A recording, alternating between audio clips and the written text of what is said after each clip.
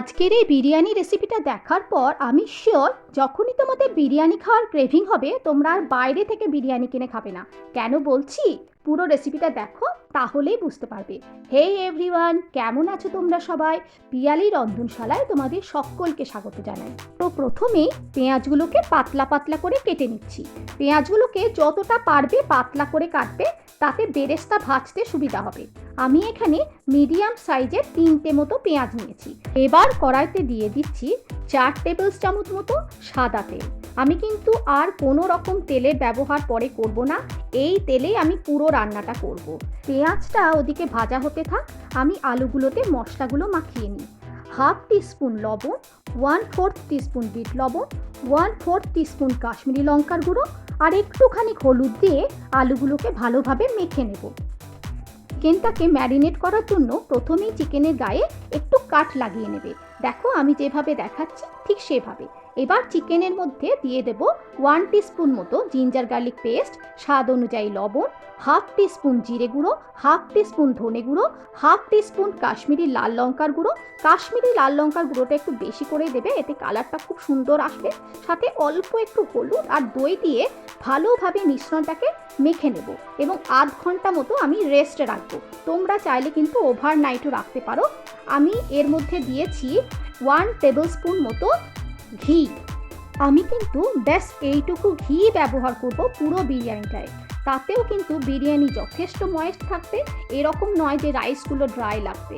এদিকে দেখো আমাদের বেরেস্তাটাও ভাজা হয়ে গিয়েছে। আমরা একটা টিস্যু পেপারের উপর বেরেস্তাটাকে ভালো করে ছড়িয়ে দিচ্ছি।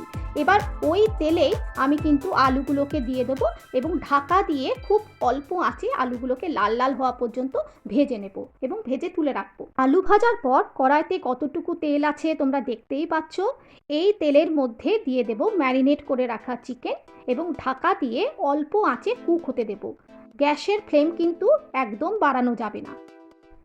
চিকেনগুলো একটু রান্না হয়ে এলে ওর মধ্যেই দিয়ে দেবো ভেজে রাখা আলু এবং ভালোভাবে মিশিয়ে দিয়ে আবারও ঢাকা দিয়ে অল্প আঁচে কিন্তু আমরা রান্না হতে দেব।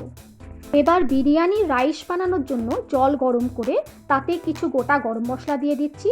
তেজপাতা, এলাচ, দারচিনি এসব আমি দিয়েছি। তোমাদের কাছে যা যা অ্যাভেলেবল থাকবে, যেমন ধরো স্টার অ্যানিস, লবঙ্গ, বড় এলাচ, জয়ফল, জয়িত্রী, এগুলোও কিন্তু চাইলে তোমরা দিতে পারো। এবার আমি ধুয়ে রাখা চালগুলোকে দিয়ে দিচ্ছি এবং তাতে দিচ্ছি বেশ কিছুটা পরিমাণে লবণ, মানে ধরো ওই 2 চামচ মতো লবণ দেবে এবং 80% হওয়া পর্যন্ত কিন্তু তোমরা কুক করে নেবে। এর মধ্যেই তোমরা দেখেছো আমি দুধের মধ্যে কেশর ভিজিয়ে রেখেছি। আমি কিন্তু এখানে কোনো রকম গোলাপ জল, কেওড়া জল, মিঠা আতর এসব ব্যবহার করিনি। আমার ঘরোয়া বিরিয়ানিতে এসেন্সটা ভালো লাগে না, শুধুমাত্র কেশর দিলেই একটা সুন্দর গন্ধ হয়। তোমরা কিন্তু চাইলে অবশ্যই এগুলো দিতে পারো। এবার আমি লেয়ার করে নিচ্ছি। প্রথমেই রাইস, তারপর বিরিয়ানি মশলা, তারপর পেঁয়াজ বেরেস্তা, ওপর থেকে কেশর ভেজানো দুধ। এই বিরিয়ানি মশলাটা কিন্তু সম্পূর্ণ আমার একদম হোমমেড বিরিয়ানি মশলা। আর এখানে বলে রাখি আমি কিন্তু ম্যারিনেশনের সময়ও এই ধরো 1/2 টিস্পুন মতো বিরিয়ানি মশলা দিয়েছিলাম। ওইটা কিন্তু আমি তোমাদেরকে বলতে ভুলে গিয়েছি, তোমরা কিন্তু মনে করে অবশ্যই ম্যারিনেশনের সময়ও বিরিয়ানি মশলাটা দেবে। এবার সেম প্রসেস আমরা আবার রিপিট করব। তারপর ঢাকা দিয়ে মোটামুটি ধরো ওই 20 মিনিটের মতো দমে বসিয়ে দেবো। দম দেওয়ার প্রথম 5 মিনিট গ্যাসের ফ্লেমটা মিডিয়ামে রাখবে, তারপর একদম লোতে করে দেবে। তোমরা যে পাত্রে বিরিয়ানি করবে সেই পাত্রের তলাটা যদি পাতলা হয় তাহলে তোমরা চাইলে একটা তাওয়ার উপর পাত্রটাকে বসিয়েও দম দিতে পারো। দেখো আমার বিরিয়ানি কিন্তু একদম রেডি। এত সুন্দর গন্ধ বেরিয়েছে যে কি বলবো। এতটা কম তেল ঘিতেও যে কতটা টেস্টি বিরিয়ানি হয় সেটা তোমরা একবার না বানালে বুঝতে পারবে না। একবার অন্তত বানিয়ে দেখো, আর ভালো লাগলে আমাকে অবশ্যই কমেন্ট করে জানিও। আর আমার ভিডিওটাতে একটা লাইক করে দিও। আমার চ্যানেলে যদি নতুন বন্ধু হয়ে থাকো তাহলে প্লিজ আমার চ্যানেলটিকে সাবস্ক্রাইব করে দিও। ভালো থাকবে সবাই, দেখা হচ্ছে পরের একটা ব্লগে। Bye bye.